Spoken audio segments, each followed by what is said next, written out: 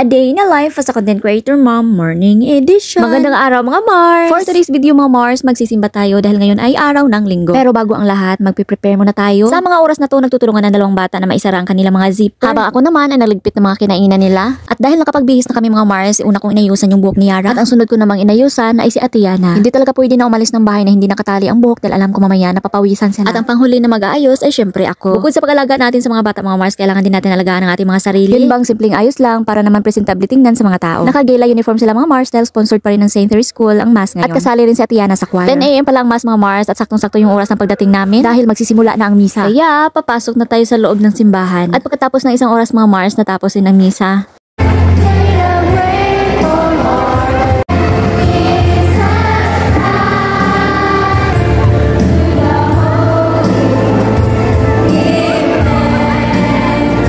Pagkatapos mga Mars, di talaga mawala ang pictorials.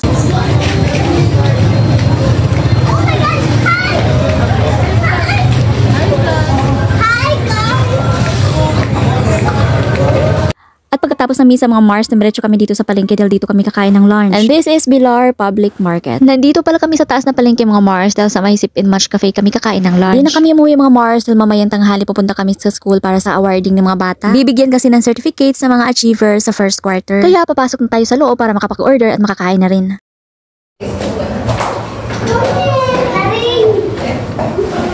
You're copying me. No, I'm not copying. See my push from my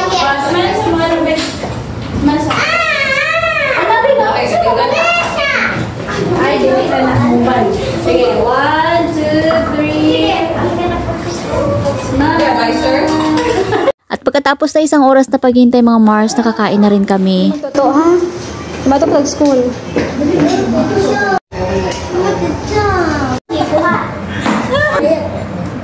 Hugda na, hugda.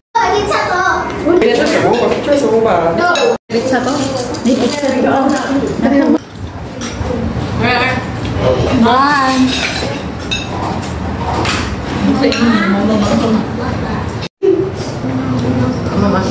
At dahil magsisimula ng awarding mga Mars, kinain namin ng mabilisan yung aming mga pagkain at nagsakay na kami ng tricycle papunta dun sa school. At pagdating namin sa venue mga Mars, nagsimula ng program.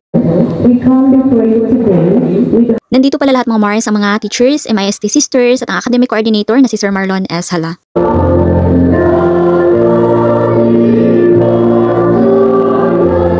Welcome and thank you. Certificate awarded to Mendez Joyce Eloy Rael. Congratulations!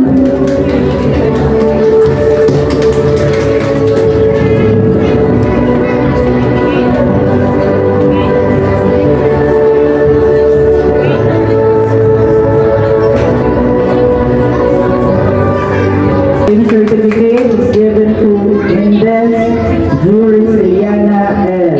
Congratulations.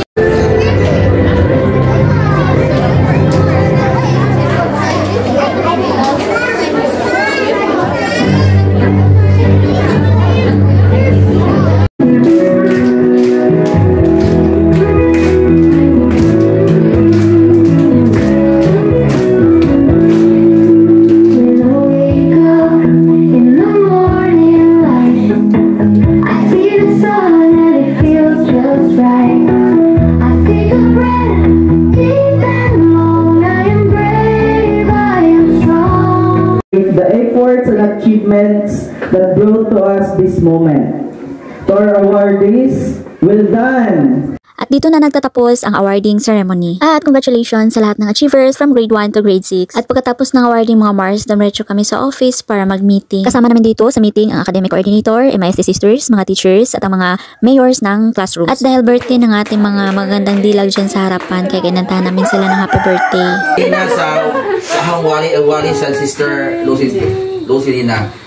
Ang kaminiyon ko no, dili ko no contest. So sister, napay ka pa para maminiyon. Thank you very much.